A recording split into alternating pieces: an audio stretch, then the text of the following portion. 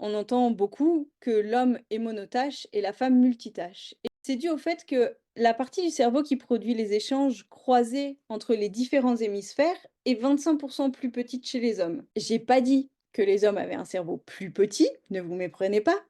Les femmes ont un cerveau rempli de câbles, donc tous les sujets vont être reliés les uns entre les autres et en plus ils vont être connectés avec des émotions pour pouvoir avoir une vue d'ensemble de toute la situation. C'est pour ça que la femme va pouvoir plus facilement gérer tout ce qu'il y a à gérer, tandis que l'homme, lui, sera beaucoup plus efficace pour traiter des sujets de manière hautement spécialisée. Donc le cerveau de l'homme, lui, il est hautement spécialisé et il utilise une partie spécifique d'une hémisphère pour accomplir une tâche. Et là, on commence à voir la différence parce que les hommes, quand ils sont dans une tâche et qu'ils sont très très concentrés, ils vont avoir du mal à être interrompus. Ils vont vraiment, il y a une irritabilité qui va être là et de dire mais enfin, je suis vraiment concentré là-dessus, laisse-moi tranquille, je finis ce que je fais quoi. Et ce qui se passe à ce moment-là, c'est que comme les hommes sont focus sur leur tâche, ils sont quelque part déconnectés émotionnellement de la femme qui est à côté ou dans une autre situation. Et ce qui se passe, c'est que les femmes, elles, leur stress augmente quand on leur porte moins d'attention et